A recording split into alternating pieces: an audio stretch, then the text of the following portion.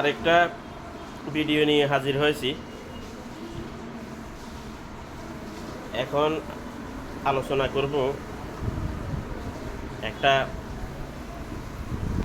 আপট্রেন্ডি share নিয়ে।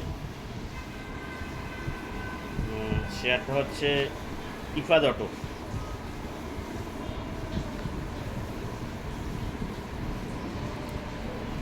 Ifad auto সম্পূর্ণ আপট্রেন্ডে আছে। এটা আমরা প্রথমে ইসিমোকো ক্লাউড নিয়ে অ্যানালাইসিস করি।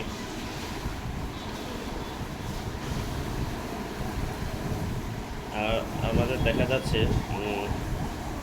এই দিন ইসিমোকো ক্লাউড প্রাইস ইসিমোকো ক্লাউডকে ব্রেক করেছে এবং এই দিন থেকে মূলত 3 ফেব্রুয়ারি থেকে প্রায় বাজারটা আপ ট্রেন্ডে গেছে এবং সে মোটামুটি বেশ কিছুদিন সাইডওয়ে থেকে এখনও আপ ট্রেন্ড কন্টিনিউ করেছে। সর্বশেষ 24 তারিখে সে এই আপ ট্রেন্ড প্রাইস ব্রেকআউট করার চেষ্টা করতেছে, কিন্তু প্রাইস ব্রেকআউট করতে পারেনি।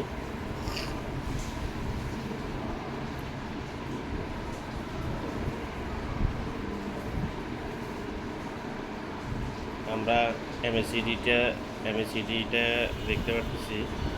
এমএসিডিটা জিরো লাইন উপর সাউথ নিয়ে উপরের দিকে যাচ্ছে এবং সম্পূর্ণ এটা ভালো করার একটা সম্ভাবনা দেখা দিচ্ছে। যেসব শেয়ার এমএসিডি জিরো লাইনকে সাপোর্ট দিয়ে উপরের দিকে যায়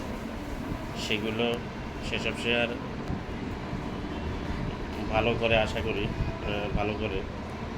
আর আরএসআইটা এখনও 55-তে আছে। 55 মানে আরএসআই এখনও উপরের দিকেই, অর্থাৎ আপ ট্রেন্ডেই আছে।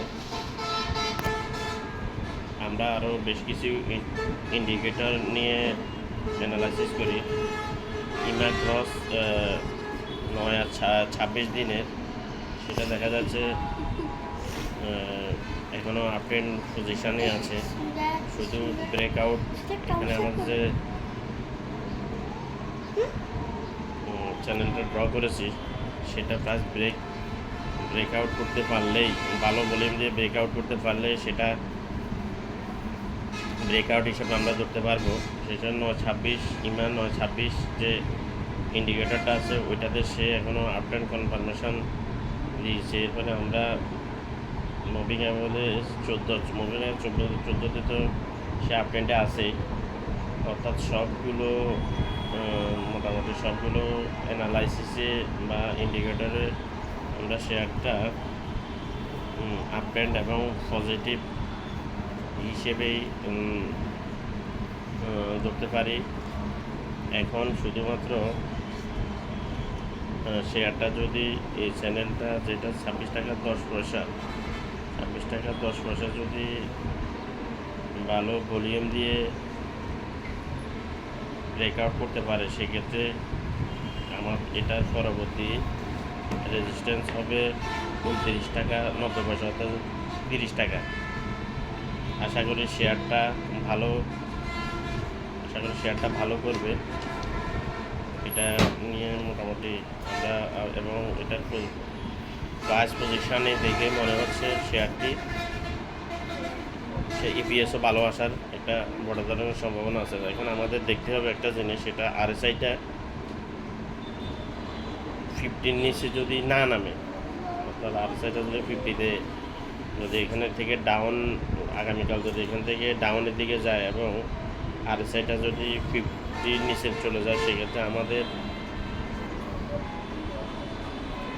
আবার সাইডওয়েজে থাকার সম্ভাবনা থাকবে। তবে ডাউন ট্রেন্ডে যাওয়ার শেয়ারটার সম্ভাবনা খুবই কম। দেখা যাক, আমরা যদি শেয়ারটা 26 টাকা 10 পয়সার উপরেই আমাদের শেয়ারটা নতুন করে এন্ট্রি নেওয়া উচিত। আর যারা অলরেডি হোল্ডিংয়ে আছেন তারা এটা নিয়ে চুপচাপ বসে থাকাই উত্তম হবে। ধন্যবাদ।